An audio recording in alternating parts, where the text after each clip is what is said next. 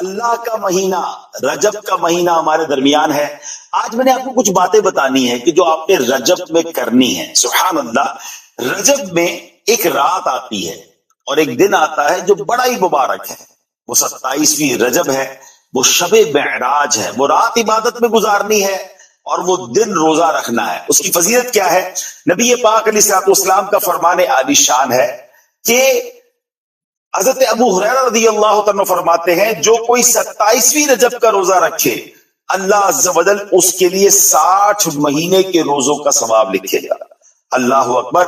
اسی تاریخ کو نبی پاک علیہ الصلوۃ والسلام کو معراج شریف کا عظیم الشان معجزہ نصیب ہوا. چنانچہ اس دن جو روزہ رکھتا ہے، نبی پاک علیہ الصلوۃ والسلام فرماتے ہیں رجب میں ایک دن اور رات ہے، جو اس دن روزہ رکھے اور رات قیام یعنی عبادت کرے تو گویا اس نے 100 سال کے روزے رکھے. فرمایا 100 برس کی شب بیداری کی، اور یہ رجب کی 27ویں رات ہے. تو پتہ چلا 27ویں شب کو عبادت کرنی ہے، 27 رجب کو روزہ رکھنا ہے. اب آئیے ہمیں اس رات کچھ نوافل پڑھنے ہیں. وہ کیا ہے؟ رجب میں ایک رات جس میں نیک عمل کرنے والے کو 100 برس کی نیکیوں کا ثواب ہے، وہ 27ویں شب ہے، 27th نائٹ آف رجب. جو اس میں 12 رکعتیں اس طرح پڑھے کہ ہر رکعت میں سورہ فاتحہ اور کوئی ایک سورت، اور ہر 2 رکعت پر التحیات پڑھے، اور 12 پوری ہونے پر سلام پھیرے. اس کے بعد 100 بار یہ پڑھے سبحان اللہ والحمد للہ ولا الہ الا اللہ واللہ اکبر، اور پھر استغفار 100 بار پڑھے، درود شریف 100 بار پڑھے، اور دنیا اور آخرت میں سے جس چیز کی چاہے وہ دعا مانگے. صبح روزہ رکھے تو اللہ پاک اس کی سب دعائیں قبول فرمائے گا سوائے اس دعا کے جو گناہ کے لیے ہو. تو 27th نائٹ 12 رکعت نفل پڑھنی ہے اور 12 پوری ہونے پر سلام پھیر رہا ہے. ٹھیک ہے، ایک ساتھ 12 رکعت نفل پڑھنی ہے، اور 100 بار کیا پڑھنا ہے؟ سبحان اللہ والحمد للہ ولا الہ الا اللہ واللہ اکبر. 100 بار استغفر اللہ ربی من کل ذنب واتوب الیہ پڑھ لے. 100 بار کوئی بھی درود شریف پڑھ لے، پھر دعا مانگے، انشاءاللہ دعائیں قبول ہوں گی. کسی پریشانی میں ہے، کسی بیماری میں ہے، کسی تکلیف میں ہے، تو یہ رجب کی 27ویں شب کو ٹارگٹ بنا لیں. انشاءاللہ عبادت کریں، 27 رجب کا روزہ رکھیں اور یہ نفل پڑھ لیں. ہم بہت سارے اسلامی بھائی یہ تمنا کرتے ہیں کہ ہماری دعائیں قبول ہوں، التجائیں پوری ہو جائیں، مگر بعض اوقات ایسا دکھتا نہیں ہے. آج جو میں حدیث پاک بیان کرنے جا رہا ہوں، اگر آپ چاہتے ہیں کہ آپ کی حاجتیں پوری ہونے لگ جائیں، آپ کی التجائیں قبول ہونے لگ جائیں، نبیوں کے سردار، رسولوں کے سالار صلی اللہ تعالی علیہ وسلم کا فرمان عالی شان ہے جو مجھ پر 100 مرتبہ درود پاک پڑھے گا اللہ عز و جل اس کی 100 حاجات پوری فرمائے گا. غور کرے، ایک حاجت بعض اوقات ایسی ہوتی ہے جو زندگی بھر میں بندہ تمنا کر رہا ہو تو یار یہ پوری ہو جائے. 100 درود پاک پڑھے، 100 حاجتیں پوری فرمائے گا. مگر آگے بہت خوبصورت بات ارشاد فرمائی، ان میں سے 30 دنیا کی ہیں اور 70 آخرت کی. یعنی 30 دنیا کی حاجتیں پوری ہو جائیں گی، 70 آخرت کی حاجتیں پوری ہو جائیں گی. تو میرے میٹھے اسلامی بھائیو، یہاں ایک اور بات اس حدیث پاک سے سیکھنے کو مل رہی ہے کہ امپورٹنس، اہمیت کن حاجتوں کی ہے. دنیا کی حاجتوں کے ساتھ ساتھ ہمیں آخرت کی حاجتیں، آخرت کے لیے بھی التجائیں کرنی چاہیے. بعض اوقات ہم دعا کرتے ہیں، ذرا اپنی دعا کا تھوڑا سا پوسٹ مارٹم کیا کریں کہ میں دعا کرتا ہوں اس میں کیا مانگتا ہوں.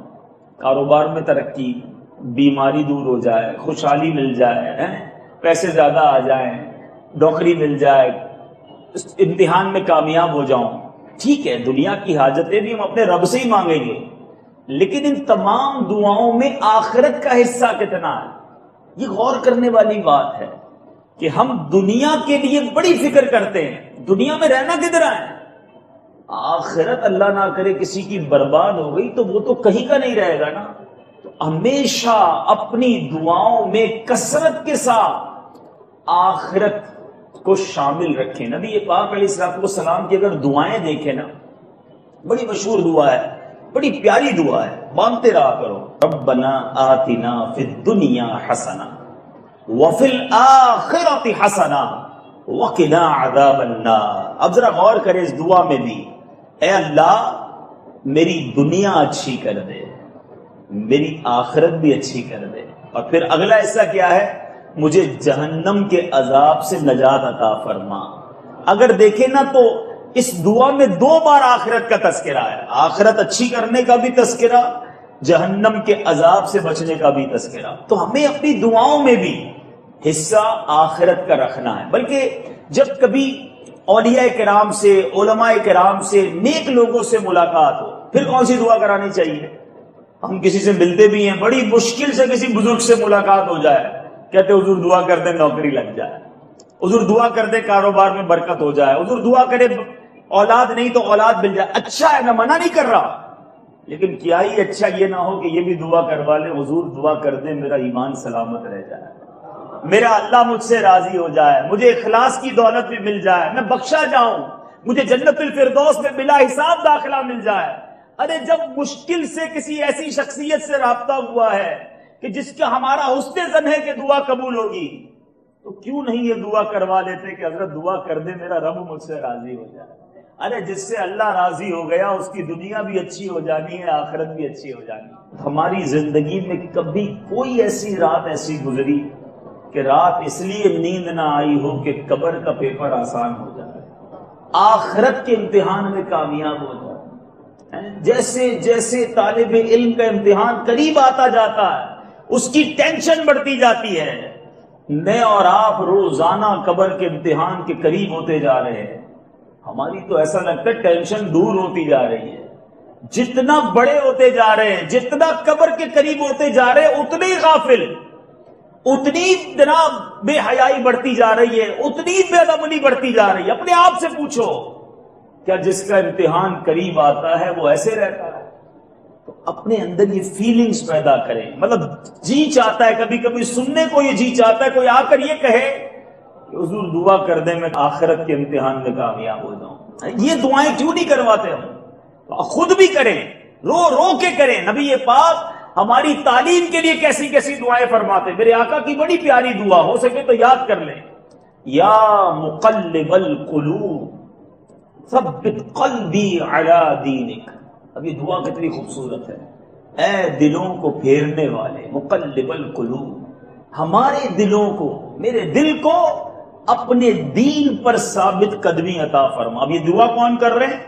کونین کے والی، نبیوں کے سردار صلی اللہ تعالی علیہ وسلم، جن کا مبارک دل، اللہ اکبر، آپ کا دل وہ ہے 4 بار شک کے صدر ہوا. میرے آقا کے قلب اقدس کو 4 بار گویا سینہ اقدس سے نکال کر چیرا گیا اور اس میں نور کی برسات کی گئی. جب شب معراج آئی ام ہانی کے گھر رضی اللہ تعالی عنہا، میرے آقا کو اٹھایا گیا، نیند سے گویا بیدار کر کے رب کا مجدہ، رب کی طرف سے یہ بتایا گیا کہ آپ کو رب نے بلایا ہے، مگر اس وقت بھی شک کے صدر کیا گیا. آب زمزم سے میرے آقا کے دل کو گویا مزید مس کیا گیا اور انوار و تجلیات کی بارش کو بھر دیا گیا. وہ دل، وہ عظیم ہستی کہتی ہیں، دعا کرتے ہیں، یا مقلب القلوب ثبت قلبی علی دینک، اے دلوں کو پھیرنے والے، میرے دل کو اپنے دین پر ثابت قدمی عطا فرما. مجھے اور آپ کو کتنا لرزنا ہے. میرے آقا ہماری تعلیم کے لیے دعا فرما رہے کہ ہمیں بھی اللہ سے دعا کرنی ہے، یا اللہ مرتے دم تک ایمان پر ثابت قدمی عطا فرما. حالانکہ میرے آقا کا دل تو وہ ہے، امام عشق و محبت اعلیٰ حضرت سے پوچھیے. اعلیٰ حضرت تو نبی پاک علیہ السلام کے مبارک قلب کا، مبارک دل کا صدقہ کتنے پیارے انداز میں مانگتے ہیں. لکھتے ہیں، تو جو چاہے تو ابھی میل میرے دل کے دھلے. یا رسول اللہ، تو جو چاہے تو ابھی میل میرے دل کے دھلے، کہ خدا دل نہیں کرتا کبھی میلا تیرا. اللہ تعالیٰ نبی پاک کے قلب اقدس کے صدقے ہمارے دلوں کے میل کو دور فرمائے. تو بات بہرحال چل گئی درود پاک کی اس فضیلت سے کہ ہمیں ہمیشہ اپنی دعاؤں میں، اپنی التجاؤں میں، اپنی فکروں میں آخرت کو بسانا ہے. دنیا کی فکر تھوڑی ہونی چاہیے, آخرت کی فکر زیادہ ہونی چاہیے. کیونکہ مزے کی بات بتاؤں, اگر دنیا میں کوئی پریشان ہے نا, کوئی مشکل میں ہے, کوئی بیمار ہے, کوئی قرض دار ہے, کوئی تنگ دست ہے, کوئی فقیر ہے, اگر اللہ کی طرف سے یہ تھوڑے دیے پر راضی ہو جائے, صبر کر لے, تو یہ صبر کرنا بھی اس کی آخرت کو اچھا کر دے گا. لیکن اگر آخرت میں کوئی فقیر ہو گیا, کوئی آخرت میں ناکام ہو گیا, کوئی آخرت میں برباد ہو گیا, اب اس کے پاس کوئی چارہ نہیں ہوگا کہ وہ وہاں خوشحال ہو جائے. ہمیں وہاں کی خوشحالی, ہمیں وہاں کی نعمتیں, ہمیں وہاں اللہ تعالیٰ کی طرف سے عنایتوں کا بہت زیادہ احساس ہونا چاہیے. بہرحال رب کریم سے دعا ہے, درود پاک کی برکت سے ہم سب کی دنیا بھی اچھی فرمائے, ہماری آخرت بھی اچھی کر دے, ہمیں دنیا کی فکروں سے نجات دے کر آخرت کی تیاری کرنے کی توفیق عطا فرمائے. ام ہانی رضی اللہ تعالیٰ عنہ کے گھر تھے, وہاں سے بیت المقدس تشریف لے گئے. بیت المقدس سے میرے آقا ساتوں آسمانوں کی سیر کی, انبیاء سے ملاقات کی, فرشتوں سے گفتگو کی, سدرۃ المنتہا پہنچے, سدرۃ المنتہا سے آگے تشریف لے گئے, رب کی بارگاہ میں پہنچے. کتنا عرصہ رہے وہ رب جانے, میرے آقا جانے. اس کے بعد جنت کی سیر کی, جہنم کے طبقات ملاحظہ کیے. یہ اتنا بڑا سفر کتنی دیر میں کیا آپ جانتے ہیں؟ ام ہانی رضی اللہ تعالیٰ کے گھر سے جب پیارے آقا نکلے تھے نا, سردیوں میں آپ کو ایکسپیرینس ہوتا ہوگا, بستر جو ہے نا وہ تھوڑی دیر تک گرم رہتا ہے, اس کے بعد وہ بستر نارمل ہو جاتا ہے, اس کا ٹیمپریچر جو ہے وہ دوبارہ ویسا ہی ہو جاتا ہے. تھوڑی دیر, چند سیکنڈ تک بستر گرم رہتا ہے.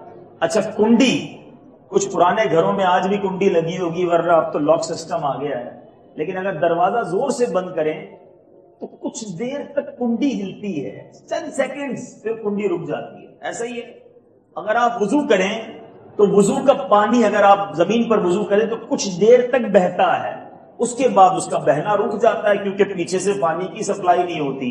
ان تینوں باتوں کو ذہن میں رکھیے گا کہ کنڈی چند سیکنڈز تک ہلتی ہے, بستر بھی چند سیکنڈ تک ہی گرم رہتا ہے, وضو کا پانی اگر بہے تو وہ بھی چند سیکنڈ تک بہتا. یہ سب چیزیں سیکنڈز کی ہیں.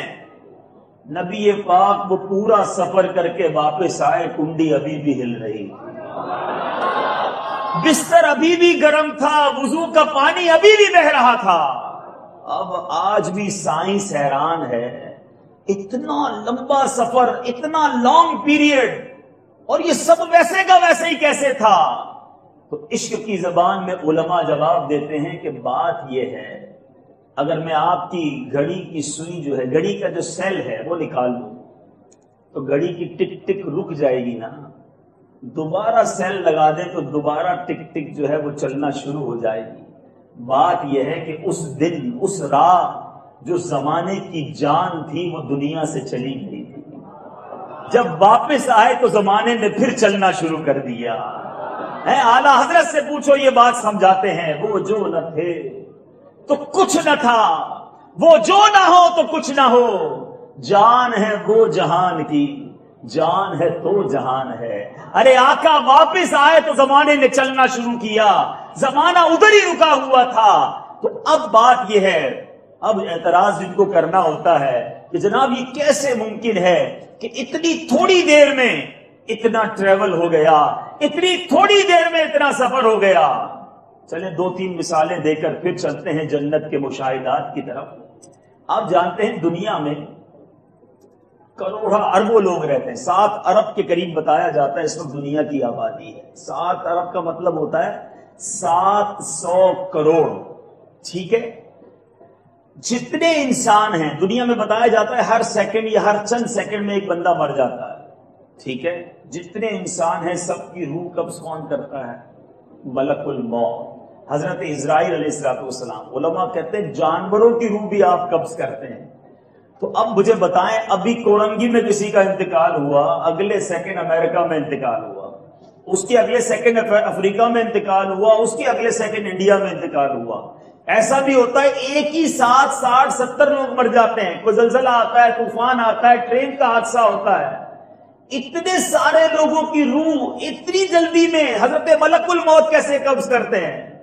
تو جب ملک الموت کی سپیڈ کا عالم یہ ہے تو ملائکہ کے آقا کی سپیڈ کا عالم کیا ہوگا؟ چلے ایک اور بات سن لیں، جبریل امین کہاں رہتے ہیں پتہ؟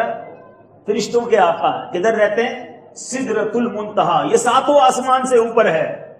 سدرۃ المنتہا سے جبریل امین روز آتے روز جاتے، وحی لے کر آتے، نبی پاک سے ملاقات فرماتے۔ کس طرح آتے تھے، کس طرح جاتے تھے، کتنا آئے پتہ ہے آپ کو؟ یہ بھی ایمان تازہ کرنے والی بات آج سیکھ کر چلے جاؤ۔ انبیاء کی اگر ہسٹری پڑھے نا تو کسی نبی کی بارگاہ میں حضرت جبریل امین 15 بار آئے، کسی نبی علیہ الصلوۃ والسلام کی حیات طیبہ میں 20 بار آئے، کسی کی حاضری زندگی میں 30 بار آئے، کسی کے پاس حضرت جبرائیل 100 بار آئے۔ یہ انبیاء کی اگر آپ ہسٹری پڑھیں تو جبریل امین جو ملائکہ کے سردار روح الامین کہلاتے ہیں وہ اتنی بار آئے۔ ہے کوئی جو یہاں بتائے کہ میرے آقا کے پاس جبریل امین کتنی بار تشریف لائے؟ پہلی بار کب آئے؟ پہلے تو یہ بتائیے، پہلی بار میرے آقا کی عمر مبارک کتنی تھی؟ 40 سال کی عمر تھی، تو غار حرا میں پہلی وحی نازل ہوئی، ٹھیک ہے؟ تو پہلی بار جبریل امین آئے جب نبی پاک کی عمر کتنی تھی؟ جواب دیجئے۔ اور کہاں تشریف لائے؟ غار حرا میں۔ ذرا حساب کتاب بھی مضبوط ہو جائے نا، یاد ہو جائے گا، دہرائی ہو جائے گی۔ اچھا، نبی پاک علیہ الصلوۃ والسلام کی عمر مبارکہ کتنی ہے؟ میرے آقا نے اس دنیا کو 63 سال قبول فرمایا۔ 40 سے 63 کتنے سال ہو گئے؟ یہ 23 سال۔ 23 سال پہلی حاضری دی 40 سال کی عمر میں، اب 23 سال تک حاضری دیتے رہے۔ آج میں بیٹھا کیلکولیٹ کر رہا تھا، اسلامک طور پر 360 دن ہوتے ہیں ایک اسلامی سال میں، ٹھیک ہے؟ اگر 360 کو ملٹیپلائی کریں 23 سالوں سے تو میرے آقا کی اعلان نبوت کے بعد والی حیات طیبہ میں 8280 کم و بیش 8200 دن بنتے ہیں، ٹھیک ہے؟ دن 8200 ہیں۔ جبریل امین کتنی بار آئے آپ کو پتہ ہے؟ 24,000 مرتبہ جبریل امین میرے آقا کی بارگاہ میں حاضری دی۔ اب ایوریج بناؤ، 24,000 کو ڈیوائیڈ کرو 8200 سے، تو روزانہ ایوریج اوسطاً جبریل امین 3.5 مرتبہ، 3 سے زیادہ مرتبہ میرے آقا کی بارگاہ میں آتے رہے۔ اللہ غنی، اعلیٰ حضرت سے پوچھو یہ راز کیا تھا کہ سدرۃ المنتہا کے مقیم بار بار کیوں آتے تھے، اتنا کیوں آتے تھے؟ امام عشق و محبت بات ساری سمجھا دیتے ہیں، فرماتے ہیں بے لکھائے یار ان کو چین آ جاتا اگر، کہتے ہیں بے لکھائے یار ان کو چین آ جاتا اگر، بار بار آتے نہ یوں جبریل سدرا چھوڑ کر۔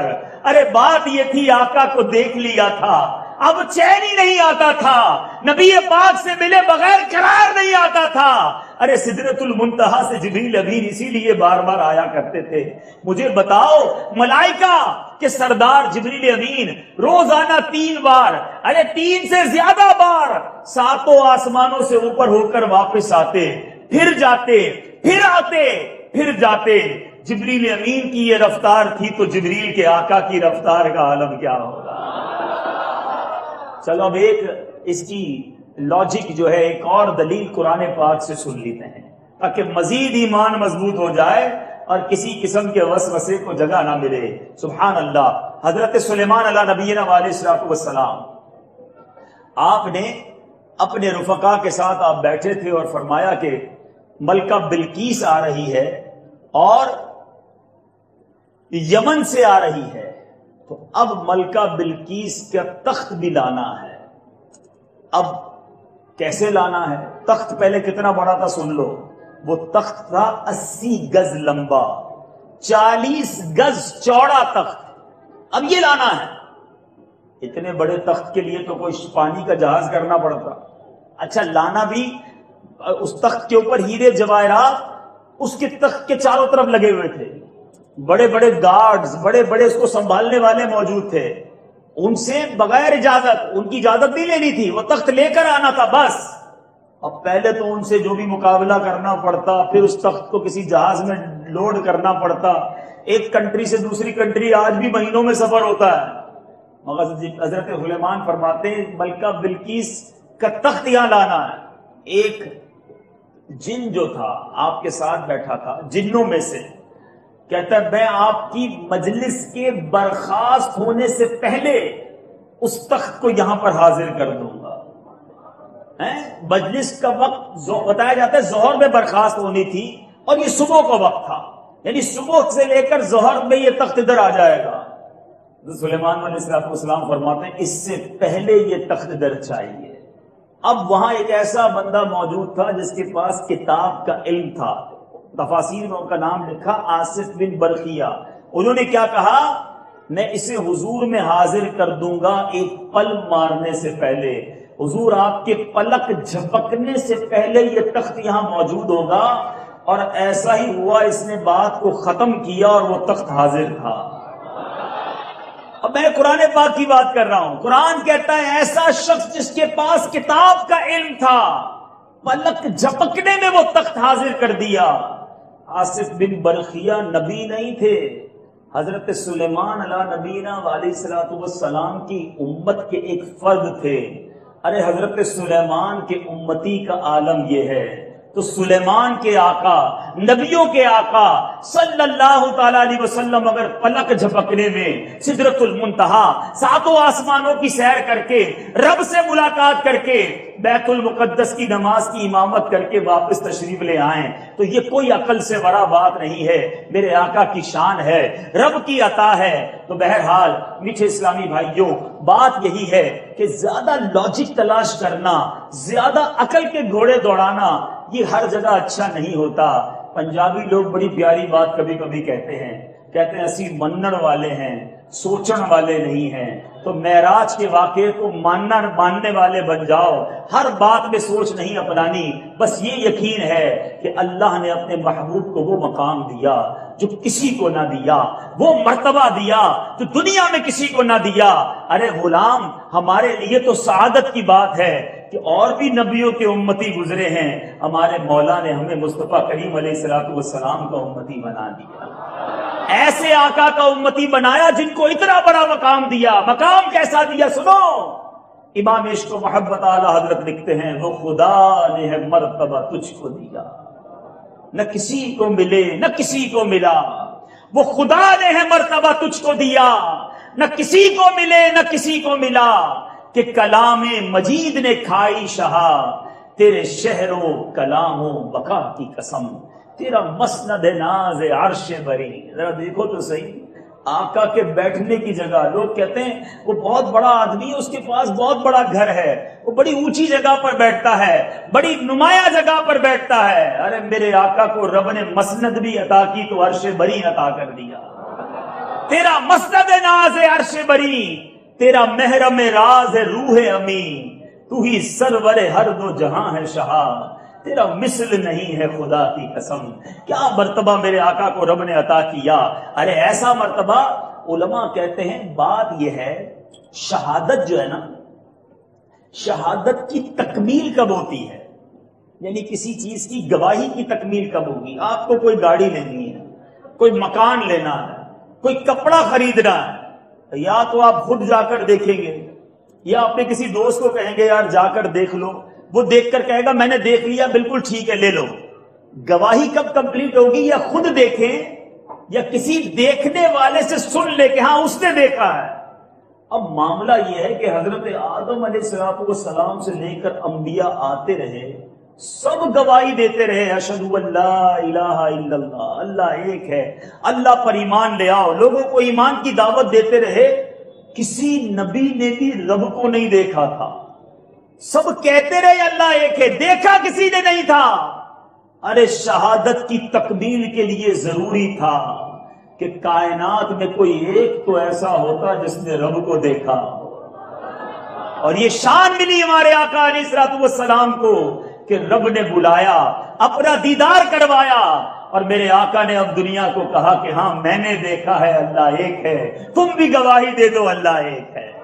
یہ تکمیل شہادت ہوئی ہے ہمارے آقا کے ذریعے۔ اب یہاں ایک اور بات، اعلیٰ حضرت رحمت اللہ تعالی علیہ نے ایک اور بڑا مسئلہ حل کر دیا کہ نبی پاک کے پاس علم غیب تھا یا نہیں تھا تو کتنا تھا؟ یاد رکھو، اعظم الغیب، سب سے بڑا غیب ہمارا رب عز و جل ہے، جس کو دنیا میں کسی نے نہیں دیکھا۔ ارے جب رب نے اپنا ہی جلوہ نبی پاک کو دکھا دیا، پھر اور کیا چھپانا ہے؟ اعلیٰ حضرت سمجھا رہے ہیں، اور کوئی غیب کیا تم سے نہا ہو بھلا، یا رسول اللہ، اور کوئی غیب کیا تم سے نہا ہو بھلا، جب نہ خدا ہی چھپا تم پہ کروڑوں درود۔ ارے جب رب نے اپنے آپ کو نہیں چھپایا تو اب آپ سے اور کیا چھپا ہوا ہے؟ آپ کو سب عطا فرمایا۔ تو بہرحال اے دیوانوں، اے نبی پاک کے عاشقوں، ہمارے لیے یہ بڑی ایمان افروز رات، یہ بڑا ایمان افروز موقع ہے۔ شب معراج گویا ہمارے لیے بھی فخر کی بات ہے کہ ہم اس نبی کے، ہم اس آقا کے امتی ہیں جن کو رب نے یہ مقام عطا کیا۔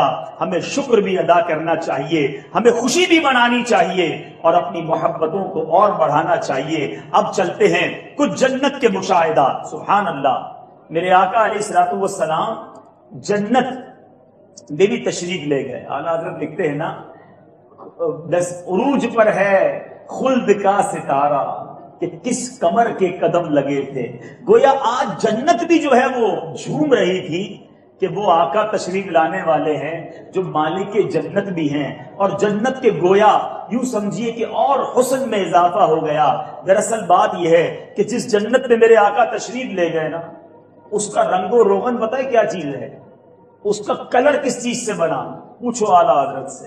اعلیٰ حضرت اپنے تخیل میں بیان کرتے ہیں کہ میرے آقا علیہ الصلوۃ والسلام شب معراج جو غسل دیا گیا نا، اس رات میرے آقا کے جو تلووں کا دھون تھا نا، قدموں کا دھون، اسی دھون کو جنت کا رنگ و روغن بنا دیا ہے۔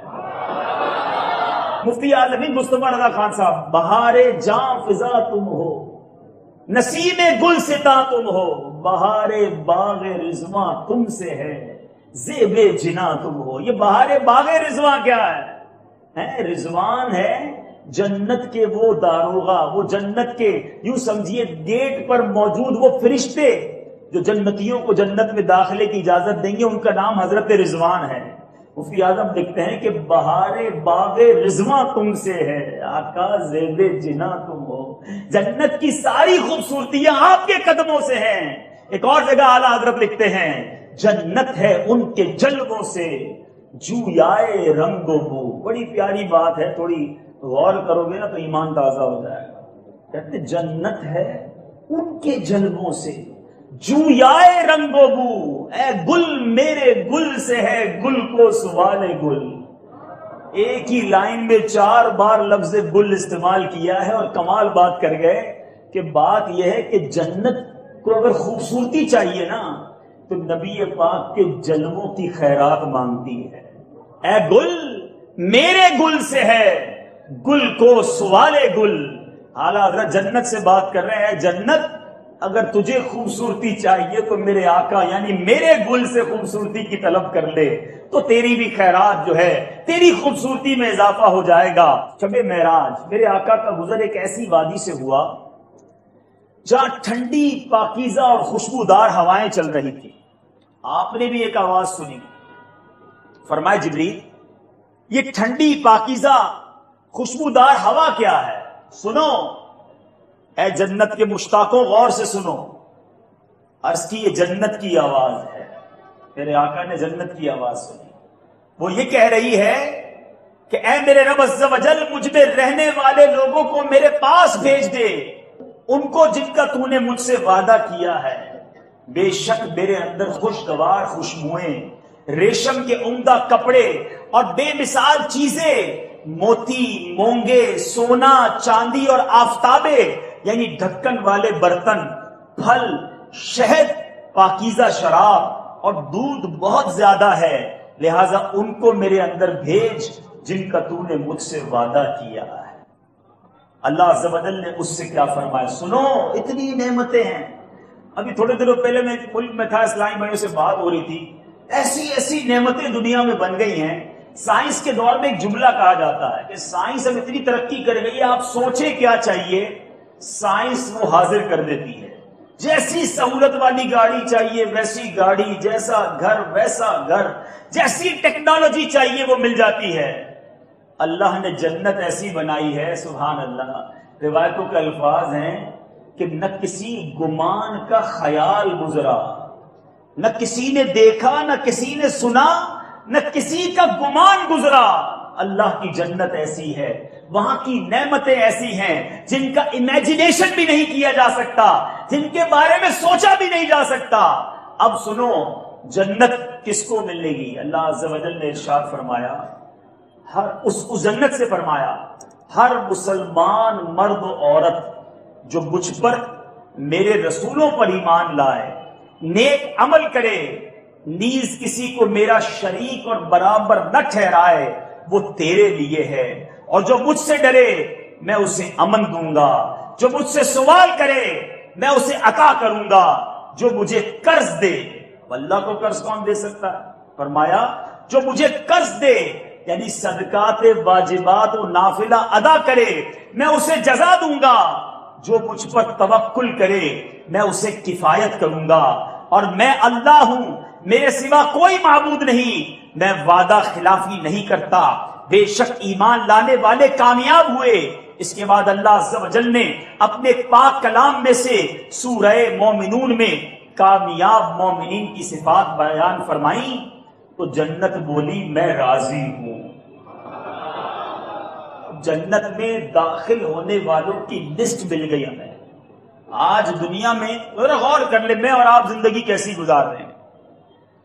صبح سے لے کر شام تک جو ہماری تمنا ہے نا کہ دنیا اچھی ہو جائے، کوئی نوکری کر رہا ہے، کوئی کاروبار کر رہا ہے، کوئی پڑھائی کر رہا ہے. جو پڑھائی کر رہا ہے نا وہ بھی دراصل اس لیے پڑھائی کر رہا ہے کہ اچھی نوکری کرنی ہے. اچھی نوکری اس لیے کرنی ہے کہ پیسے کمانے ہیں. کاروبار اور نوکری سے پیسے اس لیے کمانے ہیں کہ گھر اچھا بنانا ہے. گھر اچھا بن گیا تو پھر اور ذرا لگژریز لانی ہے، ذرا سواری اچھی ہونی چاہیے، بچوں کی خیر ہو جائے، بچوں کا اچھا مستقبل ہو جائے، اور پیسہ آ جاتا ہے یا اور پیسے کی طلب ہوتی ہے تو بندہ کہتا ہے UK چلتے ہیں، یورپ چلتے ہیں، کسی طرح امریکہ پہنچ جائے، ادھر اور ڈالر ملیں گے، پاؤنڈ ملیں گے. سوچو ہم سب صبح سے شام تک دنیا اچھی کرنے کے چکر میں ہیں. ہم میں سے کس کو فکر ہے کہ میں اس جنت میں چلا جاؤں جو اتنی اچھی ہے کہ میں سوچ بھی نہیں سکتا. آج دنیا کی جو بھی نعمت مل جائے اس کی ایکسپائری ڈیٹ ہے نا 15 سال 20 سال 25 سال 30 سال. بلکہ سچی بات بتاؤں، بندہ اگر خوشحال ہونے کی کوشش بھی کرتا ہے نا، میرے بزرگ میری بات کو مانیں گے بھی اور انشاءاللہ انڈورس بھی کریں گے، توثیق بھی کریں گے کہ جو بھی بندہ خوشحال ہوتا ہے نا، خوشحال تک پہنچتے پہنچتے بوڑھا ہو جاتا ہے. اتنی محنت کرتا ہے کہ 40-50 سال بعد جا کر کوئی مقام ملتا ہے. تو اب اس خوشحالی اور اس آسانی کو انجوائے کرنے کے لیے دن ہی تھوڑے بچ گئے ہوتے ہیں. بعضوں کو تو وہ بھی نہیں ملتے، اسی چکر میں چلا جاتا ہے. اب صحت ہی نہیں بچتی کہ اچھے کھانے کھائے. اب وہ ریلیکسیشن جو ملا بھی وہ اس کو انجوائے بھی نہیں کر سکتا. یعنی پتا چلا کہ دنیا کی نعمتیں مل بھی جائیں تو چند سالوں کے لیے ہے. جنت بتائے کیسی ہے؟ جنت جس کو مل گئی نا اس سے کبھی واپس نہیں لی جائے گی، اسے کبھی بھی نکالا نہیں جائے گا. اچھا آپ کہیں جناب ادھر بھی تو بوڑھے ہو جائیں گے. نہیں جناب، جنت میں نہ کوئی بوڑھا ہوگا نہ کسی کو موت آئے گی. سارے جنتی 30 سال کے ہی ہوں گے، 30 ایئرز ہمیشہ رہیں گے. اب غور کرو کہ اب فکر کتنی ہونی چاہیے کہ یار وہ جنت میں داخل ہوں گا کہ نہیں ہوں گا. اب میں بتاتا ہوں آپ، قرآن مجید میں اللہ تبارک و تعالیٰ نے 18ویں پارے میں 18ویں پارے کے شروع ہی میں کامیاب مومنین کی ایک لسٹ دے دی کہ کامیاب کون ہے. میں وہ آیتیں بیان کرتا ہوں، غور سے سنیے. اگر جنت میں جانا ہے نا تو ہمیں ان کامیاب لوگوں میں شامل ہونا پڑے گا. اب وہاں داخل ہو گئے تو پھر مزے ہی مزے ہیں. سنو، اللہ تبارک و تعالیٰ سورہ مومنین کی پہلی 11 آیتیں، یا ہو سکے تو گھر جا کے خود بھی پڑھیے گا. یہ پہلی 11 آیتیں ہیں کہ ترجمہ کنز الایمان سے ان آیتوں کو پڑھیں، آپ کی طبیعت خوش ہو جائے گی اور اپنے آپ کو آپ چیک بھی کر لیں گے کہ یار میں ان میں شامل ہوں کہ نہیں. چنانچہ اللہ فرماتا ہے بسم اللہ الرحمن الرحیم قد افلح المؤمنون، بے شک مراد کو پہنچے ایمان والے. کامیاب ہو گئے. اب سنو کون ہے وہ؟ الذین هم فی صلاتهم خاشعون، جو اپنی نماز میں گر گڑاتے ہیں. والذین هم عن اللغو معرضون، جو کسی بیہودہ بات کی طرف التفات نہیں کرتے. غور سے سنتے جائیں. نماز میں گر گڑاتے ہیں، بیہودہ باتوں کی طرف توجہ نہیں کرتے. اب ادھر تو نماز ہی نہیں پڑھتے، گر گڑانا تو دور کی بات ہے، اور پڑھتے ہیں تو دھیان ہی کہیں اور ہوتا ہے. سارے حساب کتاب، ساری دکان کا حساب، وہ سارا ہی ہم نے نماز میں کرنا ہوتا ہے. قرآن کہتا ہے کامیاب لوگ وہ ہیں جو نماز میں گر گڑاتے ہیں، اور ہم نماز میں گھوم پھر رہے ہوتے ہیں. اب وہ تو نماز نہیں پڑھتے، پڑھتے ہیں تو کدھر ہوتے ہیں. ایسا نہ کرو. نماز دراصل ہے کیا؟ اللہ کی بارگاہ میں حاضری ہے. آج میں آپ کو کہوں کہ منسٹر کے پاس جانا ہے، پرائم منسٹر کے پاس جانا ہے، چیف منسٹر کے پاس جانا ہے، اور فلاں شخصیت کے پاس جانا ہے. کتنی تیاری کرتے ہو؟ کپڑے بھی صاف ستھرے، پرفیوم بھی لگایا، عطر بھی لگایا، بال بھی بنائے. وہاں جا کر بھی بڑا فوکس، دھیمی آواز میں بات کریں گے. اب دنیا والوں کے پاس جاؤ تو اتنی تیاری، اللہ کی بارگاہ میں جانا کوئی تیاری، کوئی دھیان نہیں. ارے آج کل تو لوگ مسجد میں ایسے آ جاتے ہیں، میلے کپڑے، دھبے، بدبو، برابر میں نماز پڑھو تو نماز پڑھنا مشکل. کیا اس طرح کسی کی دعوت میں جاتے ہو؟ دنیا والوں کے گھر جاؤ تو تیاری کر کے، اللہ کے گھر کا کوئی ادب نہیں. ارے ادب نہیں کرو گے تو نوازے کیسے جاؤ گے؟ آؤ ادب کے ساتھ، دیکھو پھر رب کیسے جھولیاں بھرتا. مسجد میں آئے تو تیاری کے ساتھ آئیں، اپنا لباس صاف ہو، خوشبو لگائیں، اچھی طرح وضو کریں. ارے اللہ کی بارگاہ میں جا رہے ہو، اللہ سے گفتگو ہے، اللہ کی بارگاہ میں حاضری ہے، سکون سے نماز پڑھیں. پھر فرمایا بیہودہ باتوں کی طرف التفات نہیں کرتے. آج ہمارے موبائلوں کو چیک کر لیں، ہم اپنا موبائل کسی کو دیتے ہوئے ڈر رہے ہوتے ہیں. نہیں بھائی، پتہ نہیں موبائل میں کیا دیکھ لے گا. ایسے کام کیوں کیے کہ ڈر رہے ہو؟ دوسرے کو موبائل نہیں دے سکتے، اللہ نہیں دیکھ رہا. تمہاری ویب سائٹ، تمہارا انٹرنیٹ، تمہاری کتابیں، ہماری خلوتیں کوئی دیکھ لے ہم ڈر جاتے ہیں. ارے نہیں، میں اکیلے میں کیا کرتا ہوں کسی کو نہیں پتا چلنا چاہیے. آج دنیا والوں سے ڈرتے ہو، کیا معلوم نہیں کہ رب دیکھ رہا ہے؟ ارے اللہ ہمیں خلوتوں میں بھی دیکھ رہا ہے اور جلوتوں میں بھی دیکھ رہا ہے. اے کاش دل پر یہ خیال نقش ہو جائے کہ اللہ دیکھ رہا ہے، میں اکیلا ہوں جب بھی دیکھ رہا ہوں. حضرت ابراہیم بن ادم رحمۃ اللہ تعالی علیہ کے پاس ایک شخص آیا، کہتا حضور گناہ نہیں چھوٹتے، بہت گناہ کرتا ہوں، توبہ کرتا ہوں، لیکن گناہ چھوٹتے نہیں ہیں، کروں کیا؟ ہو سکتا ہے میرا کوئی ایسا بھائی یا موجود ہو، بلکہ سچی بات ہے ہم سارے ہی ایسے ہیں. گناہ ہم سے چھپتے کہاں ہیں؟ توبہ بھی کرتے ہیں، روتے بھی ہیں، پھر گناہ کرتے. سنو حضرت ابراہیم بن ادم نے کتنے پیارے مشورے دیے، کچھ خلاصہ عرض کر رہا ہوں. آپ نے فرمایا ایسا کرو، گناہ نہیں چھوٹتے؟ کہا نہیں چھوٹتے. کہ گناہ کر لو، جب بھی گناہ کرنے ہو نا کر لو، بس ایک کام کرو، اللہ کا رزق کھانا چھوڑ دو. کہتا حضور یہ کیسے ممکن ہے؟ میں جو بھی کھاتا ہوں رب کا ہی کھاتا ہوں، اللہ کا رزق کھانا چھوڑ دوں گا تو جیوں گا کیسے؟ فرمایا کتنی بری بات ہے، جس کا کھاتے ہو اسی کی نافرمانی کرتے. اچھا کہتا ہے اچھا ایسا کرو، گناہ کرنا ہے نا کر لو، کوئی بات، مگر ایسی جگہ جا کے گناہ کرو جہاں اللہ نہ دیکھے. کہتا حضور یہ کیسے ممکن ہے؟ مشرق و مغرب، شمال و جنوب، جدھر بھی جاؤں تم دروازے بند کر لوں، مگر اللہ تو دیکھ رہا ہوتا ہے، وہ سمیع ہے، وہ بصیر ہے. فرمایا کتنی بری بات ہے، اللہ تجھے دیکھ رہا ہے پھر بھی تو گناہ کرتا ہے. اچھا ایسا کرو، گناہ کرنا ہے کر لو، مگر ایسی جگہ جا کے کرو اللہ کے ملک سے باہر نکل جاؤ، جہاں تک اللہ کا ملک ہے نا اس سے باہر نکل کر پھر گناہ کر لو. حضور یہ کیسے ممکن ہے؟ ساری دنیا ہی رب کی ہے، میں باہر کیسے نکل سکتا ہوں؟ فرمایا پھر سوچو کتنی بری بات ہے کہ جس کی زمین پر، جس کی دنیا میں، جس کے ملک میں رہتے ہو اسی کی نافرمانی کرتے ہو.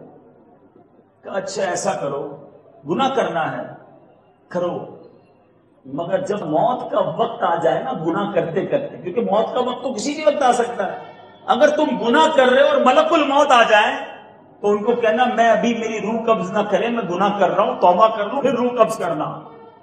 کہتے حضور یہ کیسے ممکن ہے؟ موت کا وقت تو مقرر ہے، کسی وقت بھی موت آ جانی ہے، میں کیسے ملک الموت کو روک سکوں گا؟ فرمایا کتنی بری بات ہے. کہ تمہیں پتہ بھی ہے موت کا وقت مقرر ہے، گناہ کرتے کرتے بھی موت آ سکتی ہے، تو پھر گناہ کیوں کرتے؟ آخری بات کہتے سب گناہ کر لو، جتنے مزے کرنے کر لو، جب قیامت کے دن تمہارے بارے میں یہ حکم دے دیا جائے کہ اس بندے کو جہنم میں ڈال دو، تو اس دن رب کے فرشتوں کو کہہ دینا کہ میں جہنم میں نہیں جاتا۔ کہتا حضور یہ کیسے ممکن ہے؟ وہ تو گھسیٹ کر مجھے جہنم میں لے جائیں گے، میں انہیں کیسے منع کروں گا؟ میرے پاس طاقت ہی نہیں ہے۔ تو آپ نے فرمایا پھر کتنی بے مروتی کی بات ہے کہ جب تم اللہ کا کھانا نہیں چھوڑ سکتے، ایسی جگہ جا نہیں سکتے جہاں رب نہ دیکھ رہا ہو، اللہ کے ملک سے باہر نہیں نکل سکتے، موت کے وقت کو ٹال نہیں سکتے، فرشتوں کو روک نہیں سکتے جہنم میں لے جانے سے، تو پھر آخری حل یہی رہتا ہے کہ تم گناہ کرنا ہی چھوڑ دو۔ وہ شخص زاروں کتار رونے لگا اور اپنے گناہوں سے سچی توبہ کرے۔ ہم کب توبہ کریں گے؟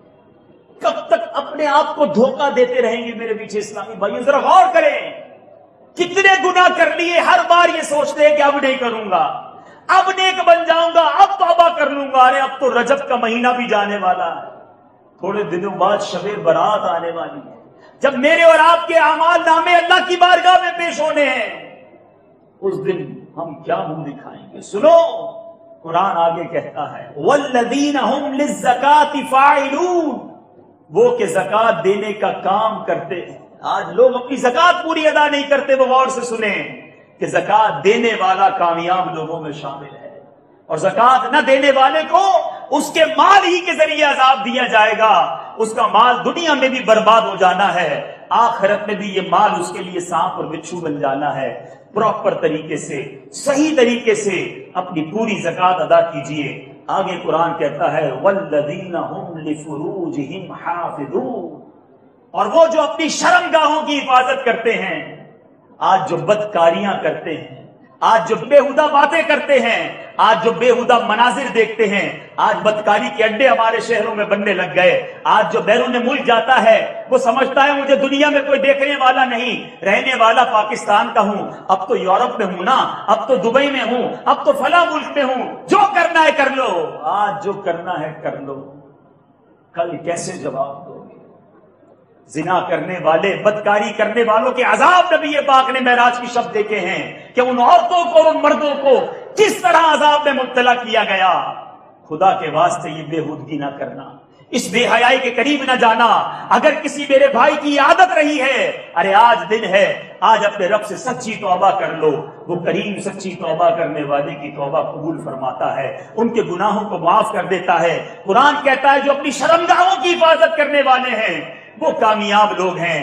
الا علی ازواجہم او ما ملکت ایمانہم فانہم غیر ملومین، مگر اپنی بیویوں یا شرعی باندیوں پر جو ان کے ہاتھ کی ملک ہیں کہ ان پر کوئی ملامت نہیں۔ آگے قرآن کہتا ہے فمن ابتغى وراء ذلک فاولئک هم العادون، تو جو ان دو کے سوا کچھ اور چاہے وہی حد سے بڑھنے والے ہیں۔ والذین هم لاماناتهم وعہدهم راعون، اور وہ جو اپنی امانتوں اور اپنے عہد کی رعایت کرتے ہیں، جن کے پاس امانتیں رکھوائی جائیں، جو وعدے کرتے ہیں وہ پورے کرتے ہیں، امانتوں کو صحیح لوٹاتے ہیں، خیانت نہیں کرتے۔ والذین هم علی صلاتهم یحافظون، اور وہ جو اپنی نمازوں کی نگہبانی کرتے ہیں۔ معراج کی شب میرے آقا نے کچھ لوگوں کو دیکھا، ان کے سروں کو کچلا جا رہا تھا، وہ سر پھر ٹھیک ہو جاتے، پھر کچلا جاتا۔ ارشاد فرمایا جبریل یہ کون لوگ ہیں؟ فرمایا یا رسول اللہ صلی اللہ تعالی علیہ وسلم یہ وہ لوگ ہیں جن کے سر نمازوں کے وقت بوجھل ہو جاتے تھے۔ آج سارا دن گپے مارنے کے لیے ٹائم ہے، کھائیں گے، پیئیں گے، دوستوں میں بیٹھیں گے، ذرا کوئی کہہ دے چلو بھائی نماز کا وقت ہو گیا ہے، بس یار آج بہت تھک گیا ہوں، کل سے نماز پڑھوں گا، سر بوجھل ہو جاتا ہے۔ نماز کی بات سنتے ہی دل نہیں چاہتا، کھڑے نہیں ہوتے، آپ چلیں بس میں آ رہا ہوں، بس آج آپ چلیں میں آ رہا ہوں، یہ کہہ دیتے ہیں، ارے بس اگلے جمعے سے شروع کر دوں گا۔ سنو قیامت کے دن ایسے لوگوں کے سر کچلے جائیں گے، اس دن کیا جواب دو گے؟ آگے قرآن کہتا ہے اب جنہوں نے یہ ساری فہرست بیان کر دی نا کہ جو لوگ کامیاب ہیں تو سنو انعام کیا ملے گا۔ اللہ اللہ اللہ، آج ہم کہتے ہیں نا یار وہ بڑے بڑے سیٹھ کا وارث ہے، یہ بندہ جو ہے نا یہ اتنے بڑے باپ کا بیٹا ہے جس کی وراثت اس کو ملنی ہے۔ ارے یہ دنیا کی وراثت کیا بیچتی ہے، سنو قرآن کیا کہتا ہے، اولئک ھم الوارثون۔ قرآن کہتا ہے یہی لوگ وارث ہیں۔ کس کے وارث ہیں؟ سنو، الذین یرثون الفردوس ہم فیہا خالدون۔ قرآن کہتا ہے فردوس کی میراث پائیں گے اور وہ اس میں ہمیشہ رہیں گے۔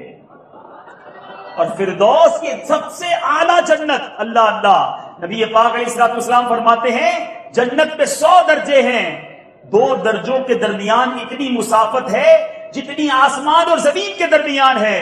فردوس سب سے اعلیٰ اور درمیانی جنت ہے، اس کے اوپر رحمان عز و جل کا عرش ہے اور اس سے جنت کی نہریں نکلتی ہیں۔ جب تم اللہ عز و جل سے سوال کرو تو جنت الفردوس کا سوال کرو۔ لہذا ہر مسلمان کو چاہیے کہ وہ جب اللہ عز و جل سے جنت کی دعا مانگے تو جنت الفردوس کی دعا مانگے کہ یہ سب سے بڑی اور عظیم نعمت ہے۔ میرے مشتاق کریم کیا پیارے اشعار جنت الفردوس کی دعا کے لیے کرتے ہیں، آئیے مل کر کرتے ہیں۔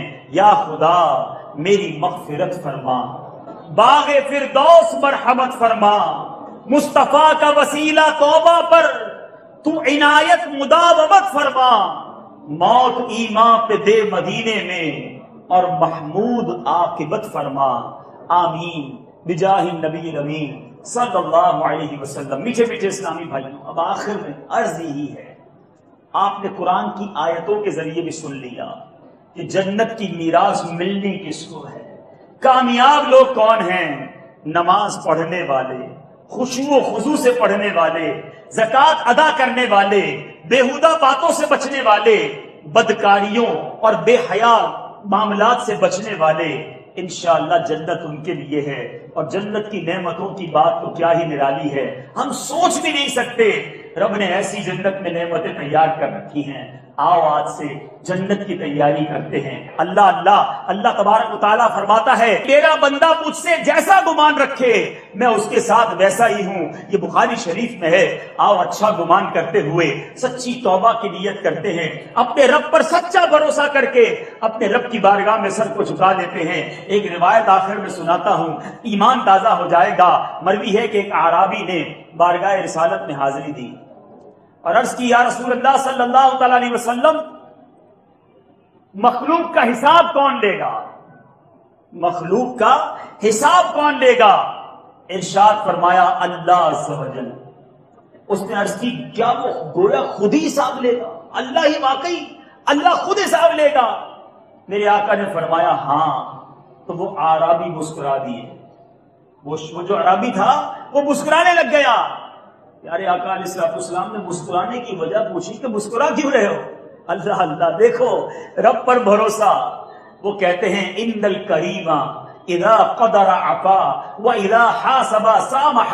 کہتے کریم جب کسی پر قدرت پاتا ہے تو معاف کر دیتا ہے، جب حساب لیتا ہے تو درگزر فرما دیتا ہے۔ پیارے آقا علیہ السلام نے جب یہ سنا تو فرمایا اعرابی نے سچ کہا، جان لو اللہ عز و جل سے بڑا کریم کوئی نہیں، وہ سب کریموں سے بڑھ کر کریم ہے۔ جب ایسا کریم مولا ہو تو اس کی نافرمانی کیوں کی جائے، اس کو ناراض کیوں کیا جائے؟ آؤ اپنے مولا کی رحمت کی طرف آج سچی توبہ کر لیں۔ اگر کوئی ایسا میرا بھائی بیٹھا ہے جو نمازوں میں سستی کرتا ہے، معاذ اللہ برے کاموں میں مصروف ہے، حرام روزی کماتا ہے، جھوٹ بولنے کی عادت ہے، بے حیائی کے کام کرتا ہے، جوا کھیلتا ہے، شراب پیتا ہے، بس بہت ہو گیا۔ اب مبارک گھڑیاں، مبارک دن، مبارک لمحے آ چکے ہیں، آؤ مل کر توبہ کرتے ہیں۔ آج سچی نیت کے ساتھ سب نے نعرہ لگانا ہے کہ آج کے بعد میری کوئی نماز قضا نہیں ہوگی۔ پیچھے بہت سارے اسلامی میں بیٹھے ہیں، آگے پیچھے سب جگہ ایسی گونج ڈالو کہ شیطان ادھر سے دم دبا کر بھاگ جائے۔ آج کے بعد میری کوئی نماز قضا نہیں ہوگی، فلمیں ڈرامے نہیں دیکھیں گے، گانے باجے نہیں سنیں گے، ماں باپ کو نہیں ستائیں گے، شراب کے قریب بھی نہیں جائیں گے، جوئے کے قریب بھی نہیں جائیں گے، مسلمانوں کا دل نہیں دکھائیں گے، چوری ڈکیتی کے قریب بھی نہیں جائیں گے۔ اب ایک بات، کورنگی والے بڑے عاشق رسول ہیں اور دعوت اسلامی کا مجھے یاد ہے بچپن سے کورنگی آنا رہا ہے، اور یہ علاقہ دعوت اسلامی کے اہم ترین مدنی کاموں میں اولین صف میں رہا ہے۔ مگر کورنگی والوں، ایک سوال کرنا چاہتا ہوں، آپ سب نے اپنے آقا کو کیا کیا تحفہ پیش کیا؟ اپنے نبی پاک علیہ السلام کو کیا تحفہ دیا؟ دنیا میں جب ہمارے کسی ریسپیکٹیبل پرسنالٹی جس سے مجھے اور آپ کو محبت ہو، کوئی اس کے گھر خوشی کا موقع آتا ہے، تحفہ دیتے ہو نا، شادی ہوتی ہے تو تحفہ دیتے ہو، سالگرہ پر کوئی تحفہ دیتا ہے، کوئی قرآن ختم کرتا ہے تو تحفہ دیتا ہے۔ نبی پاک کو معراج ملی، وہ مرتبہ ملا جو کسی کو نہیں ملا۔ آپ نے کیا تحفہ دیا اپنے آقا کو؟ اور ایک بات یاد رکھنا، فقیر جو ہوتا ہے نا، وہ بادشاہ کو اپنی اوقات کے مطابق ہی تحفہ دیتا ہے، مگر بادشاہ جب دیتا ہے تو اپنے کرم کے شایان شان عطا فرماتا ہے۔ تو ہم نے کیا تحفہ دیا؟ میرے آقا پتہ ہے معراج کی شب بھی ہمیں نہیں بھولے۔ آج مجھے اور آپ کو کوئی بہت بڑی پرسنالٹی سے ملاقات کا موقع مل جائے، ہم کہتے ہیں یار میں اپنی بات کروں گا، بڑی مشکل سے ٹائم ملا ہے، تمہاری بات نہیں کروں گا۔ آقا دیکھو رب کی بارگاہ میں گئے، ادھر بھی ہم نے یاد رکھا، کبھی بھی نہیں بھولے۔ دنیا میں آئے، رب حبلی امتی کہتے ہوئے پیدا ہوئے، معراج کی شب گئے، وہاں ہمیں یاد رکھا۔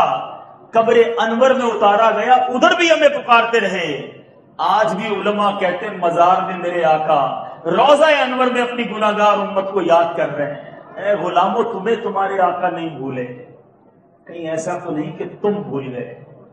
اعلیٰ حضرت کہتے ہیں نا، جو نہ بھولا ہم غریبوں کو رضا، جو نہ بھولا ہم غریبوں کو رضا، یاد اس کی اپنی عادت کیجیے۔ آپ نے نبی پاک کو کیا یاد رکھا ہے؟ آؤ آج معراج کا تحفہ دیتے ہیں۔